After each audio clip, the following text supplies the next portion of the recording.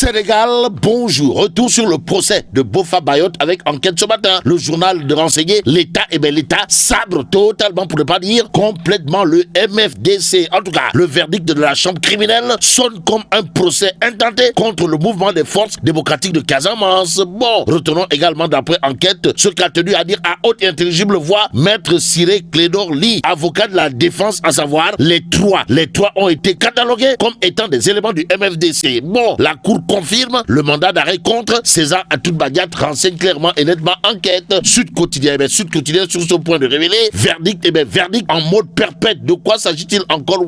Du procès de la tuerie de Boffa Bayotte. En tout cas, René Capin Bassin, Omar Ampoy Bodian et César Atoute Badiate écopent de la réclusion criminelle à perpétuité. Y a-t-il lieu de dire Euskei ou Tchei? Pour l'instant, retenons tout simplement d'après Sud Quotidien deux condamnations à 6 mois avec sursis, 11 acquittements après 14 années et quelques mois de prison. Bon, Tribune Quotidien, Tribune Quotidien sur cette actualité de renseigner chambre criminelle de Ziguinchor, prison à vie, avis pour René Bassène, Oumar Ampoy et César Atoute Badiate. Bon, restons avec Tribune Quotidien qui parle d'une actualité bizarre de chez bizarre autour de Nyangal National Universel Mondial. De quoi s'agit-il encore? De la promotion des insulteurs publics signé Sawai Goro Adjaratou Marem Faisal. En tout cas, Tribune Quotidien de révéler après les transhumants, pourquoi Macky Sall enrôle les insulteurs publics. Et sur ce point, retenons d'après Tribune, face aux insulteurs du net, il déclarait ceci: on ne peut pas laisser les gens détruire les réputations de personnes, de familles et autres gratuitement. Bon, un échec de la rupture de la gouvernance sobre et vertueuse, tant clamée, c'est-à-dire tant claironnée et tambourinée ça et là. Renseigne Tribune Quotidien ce matin, Réumi Quotidien toujours sur cette actualité de renseigner domestication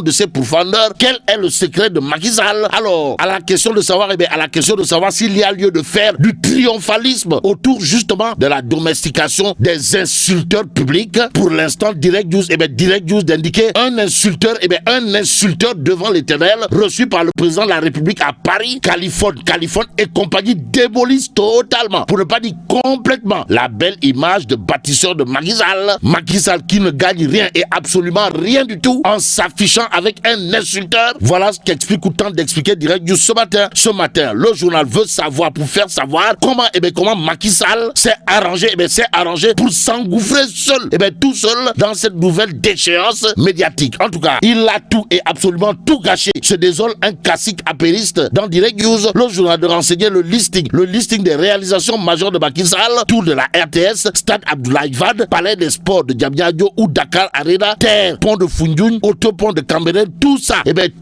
envoyé dans le décor par un acte, à savoir s'afficher en tant que président de la République avec un insulteur public, indique clairement et nettement Direct News. Le journal de renseigner que ces fiertés matérialisées par les réalisations monumentales de Macky Sall sont tristement illustrées, pour ne pas dire tristement caricaturées, par cette funeste apparition de Sawai Nyangal National aux côtés de Californie et Djibril Ngom. En attendant, intéressons-nous à Tribune Quotidien qui, dans ses colonnes, accroche monsieur le maire de Bambey, Hassan Dia, puisque c'est de lui qu'il s'agit, de dire à haute et intelligible voix: il faut savoir qu'après les débats, nous nous retrouvons. Bon, à la question de savoir pourquoi et comment il a été reçu par Macky Sall, le président de la République, Sawai, le maire de Bambey, dans la Tribune Quotidien, interrogé par Pape Moussa Traoré, de dire oui, j'ai été reçu par le président et j'ai décidé de l'accompagner, et pour l'intérêt de Bambey aussi, il m'a promis de me soutenir et de m'accompagner pour réaliser tous les projets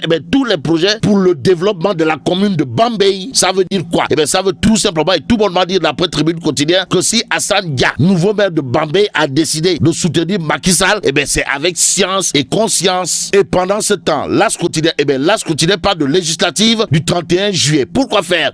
Pour nous renseigner que la société civile largue 390 observateurs dans le pays qui actuellement vibre au rythme de la sécurité, aux frontières, au regard de ce que révèle L'As Quotidien ce matin. Le journal en veut pour preuve l'inauguration de l'école de la marine et l'acquisition de navires de combat, avant de titrer la montée en puissance. La montée en puissance de la marine nationale. Actualité nationale avec le quotidien. Le journal titre: formation des forces de défense et de sécurité. Le Sénégal prend son indépendance. En tout cas, avec l'inauguration de l'école de la marine, tous les corps ont leur leur propre centre de formation, indique clairement et nettement le quotidien.